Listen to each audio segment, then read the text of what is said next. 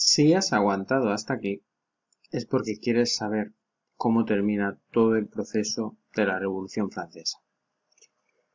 Una vez que la Revolución Francesa termina, en 1799, con el golpe de Estado del 18 de Brumario por parte de Napoleón, se inicia un poder muy distinto al poder revolucionario. Un poder de carácter autoritario, en este caso personificado por la figura del general Napoleón, que podemos dividir en dos partes. La primera de ellas es esta que tenemos aquí, el consulado napoleónico, de 1799 a 1804, y la segunda será la del imperio, que veremos a continuación. Básicamente, estas dos etapas se van a caracterizar por un poder personalista y autoritario de Napoleón, el poder en su persona. De hecho, la nueva constitución que se crea en 1800 no reconoce ni la separación de poderes ni la declaración de derechos, que eran elementos propios del liberalismo de la Revolución. En este momento, digamos que Napoleón es un personaje un poco difícil de interpretar porque quiere dar estabilidad a Francia en un momento complicado y alejarse de posturas radicales. Vamos a ver.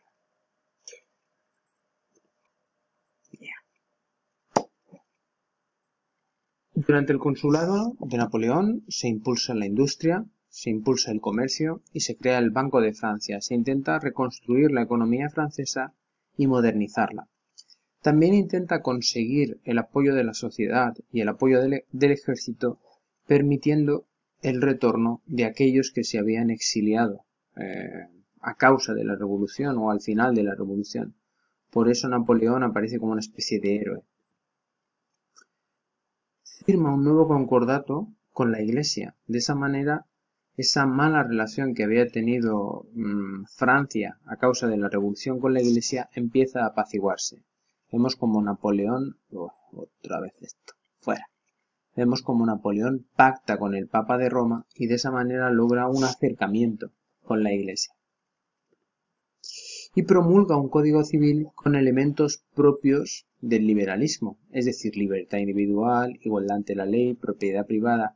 Era un liberalismo similar un poco a lo que veíamos del despotismo ilustrado, un liberalismo muy controlado, muy medido, por en este caso, el cónsul Napoleón.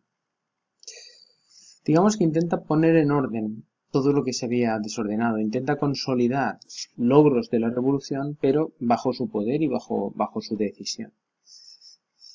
Al mismo tiempo, Napoleón logra mejorar la administración del Estado, propone una nueva división provincial, en la que el territorio estará dividido en prefecturas, que son territorios más o menos del mismo tamaño, para poder organizarlos, administrarlos y gobernarlos mejor. Y por todo lo que hemos dicho, por ese fortalecimiento de la economía, por esa mejora en la administración y el gobierno del territorio, por esa búsqueda de entendimiento con la Iglesia, por eso al periodo de Napoleón se le podría considerar como de consolidación de lo logrado durante la Revolución, pero también al mismo tiempo de contrarrevolucionario. Eso hace que Napoleón sea un personaje difícil de catalogar. Y eso lo convierte en muy interesante. Es un dictador. Y los dictadores, pues, desde el punto de vista humano, moral, no nos interesan. Pero desde el punto de vista histórico son muy interesantes. Y sobre todo en este caso, que nace del final de la Revolución Francesa, toma los principios de la Revolución Francesa, los utiliza para intentar expandirlos por Europa, crear una nueva Francia, tomando parte de las ideas de la Revolución, pero apaciguándolas a través de las ideas de Napoleón. Y bueno, la verdad es que es bastante interesante. Napoleón se siente poderoso y decide nombrarse emperador en 1804. Y no lo va a hacer en cualquier sitio, lo va a hacer en el interior de Notre Dame, o sea, con todo lo que significa París, Notre Dame, la iglesia, como un gran emperador, como si fuera el heredero de Carlomagno, del Sacro Imperio, pues allí se coronó. ¿Vale? Bien. Como vemos, se corona en París, en Notre Dame, y empieza a extender a otros países de Europa, a través de guerras, a veces a través de alianzas, pero a veces a través de guerras, los ideales de la Revolución Francesa, algunos de esos ideales de la Revolución Francesa. Rusia, Austria, Nápoles, Holanda, Prusia, Varsovia. Digamos que en 1811 Napoleón ya disponía de un imperio europeo bastante considerable, iba de España a Alemania. Fijaos en este mapa. En verde un poco más oscuro tenemos Francia y sus posesiones directas. En verde más claro tenemos territorios dependientes de Francia. En lila tenemos estados independientes pero aliados de Francia. Y en marrón tenemos los estados siempre enemigos de Francia, Gran Bretaña y Portugal. Por lo tanto, la influencia de Napoleón en Europa a inicios del siglo XIX era enorme, ¿no? Esa misma expansión, además de llevar la ideología de la Revolución Francesa, un poco mitigada por el propio Napoleón, también va a hacer surgir una nueva ideología, el nacionalismo. Es decir, los distintos países no querían estar bajo la influencia de Francia. Querían que existiera su propio país con sus propias características, con su propia identidad. Y entonces se empieza a fraguar otra ideología política muy importante, que es el nacionalismo. Por lo tanto, en Francia van a aparecer con la Revolución y después de la Revolución dos ideologías que van a marcar todo el siglo XIX y parte del XX e incluso parte de la actualidad, que son el liberalismo, que hemos visto durante la Revolución Francesa, con todos los ideales liberales, soberanía nacional, separación de poderes, sufragio, y el nacionalismo, reconocer la identidad de un país, sus derechos, su autodeterminación, etc. El objetivo de Napoleón era crear una Europa unida bajo el poder de Francia. Como otros dictadores ya lo habían intentado en el pasado y como otros lo volverán a intentar en el futuro. Entonces, bueno, utilizaba varias estrategias. Una de las estrategias podía ser colocar a miembros de su familia en los espacios que iba conquistando o que tenía influencia, como en el caso español a José I en España. Vemos, por ejemplo, en España que estaba bajo su influencia, pues a su hermano José I. En otros espacios, pues utilizaba otros mecanismos para extender poco a poco, veis aquí en color verde, poco a poco extendía su influencia. A él se opusieron Austria, Rusia, Prusia y Gran Bretaña. Los países que empiezan a ver que Francia empieza a ganar poder y ya empezaba a desequilibrar la balanza y ya se estaba fraguando una coalición de nuevo contra Francia para impedir que extendiera su poder. ¿Cuáles son los éxitos en esta política territorial de Napoleón? Pues él logra controlar buena parte de Europa, Austria y Prusia, que eran espacios cercanos a Francia. ¿Cuáles son los fracasos de Napoleón? Pues, por ejemplo, aplicarle a Gran Bretaña el bloqueo continental, el bloqueo económico.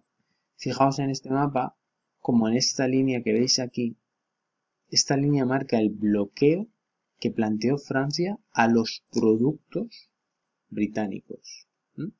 Eso ya nos está indicando cómo históricamente Gran Bretaña siempre ha estado un poco alejada de Europa. Y eso en parte también podemos recordarlo cuando hablemos del Brexit o de la actualidad. Vemos como Gran Bretaña no siempre se siente como el resto del territorio continental. Tiene otra forma de ver Europa y otra forma de ver el mundo. España, evidentemente, fracasó en la guerra de la independencia. Y también Rusia. Rusia siempre es como la tumba de los imperios. Intentó expandirse, intentó llegar a Moscú. Fijaos en este gráfico de aquí. Este gráfico marca como las tropas francesas napoleónicas intentan llegar a Moscú y cuando llegan a Moscú ya veis que son son menos numerosas y ya en negro ya empiezan a marcar la vuelta. Fijaos cómo este gráfico indica cómo el número va decreciendo, incluso como en color el negro ya va indicando que ya poco a poco quedan menos, hasta que fijaos los poquitos que regresan y moralmente cómo regresarían. Bueno, pues ahí vemos los éxitos, los fracasos de Napoleón y esto pues nos prepara evidentemente para la crisis final de este Napoleón emperador que, bueno, ese imperio abarca desde 1799 hasta 1815, pero ya nos estamos preparando para la crisis final. Tras las derrotas de Rusia y España, es derrotado en la batalla de Leipzig. Napoleón era un gran estratega militar, pero a todos les llega a su fin y a él también. Y entonces cuando es derrotado en esta batalla es desterrado a la isla de Elba. La isla de Elba es una isla pequeñita que está cerca de Italia. Es una isla mediterránea, montañosa pero bonita y cerca de Europa. Permitía a Napoleón estar todavía cerca de Europa. Cuando las cosas se lo permiten, la situación política se lo permite, él regresa a Francia y vuelve a activar pues su poder, pero es de nuevo derrotado en la batalla, en la famosa batalla de Waterloo. Y esto ya marca su final. Esto ya marca el final de Napoleón. Y entonces es desterrado, pero todavía a una isla mucho más lejana. Ya no a la isla de Elba, sino a la isla de Santa Elena. La isla de Santa Elena, como veis, es una isla pequeña en el medio del Atlántico, donde no hay de nada. Y allí Napoleón creó su pequeña corte, ya prácticamente había perdido la cabeza por todo lo que le había pasado, había alcanzado lo máximo y había sido también desterrado, había alcanzado la gloria y los infiernos y bueno, pues no acabó muy bien y acabó allí desterrado en la isla de Santa Elena. Sin embargo, como digo, un personaje histórico muy interesante. Si podéis acercaros a su persona, pues seguro que no os va a decepcionar. Y bueno, hasta aquí hemos llegado con este periodo o esta serie de vídeos que iban desde la Revolución Francesa hasta el periodo napoleónico. Espero que os haya gustado. Espero que hayáis aprendido, que hayáis disfrutado. Y os cito para la próxima entrega, que será cuando trabajemos el liberalismo y el nacionalismo, esas ideologías tan importantes, tanto en Europa como en España. Así que, hasta luego.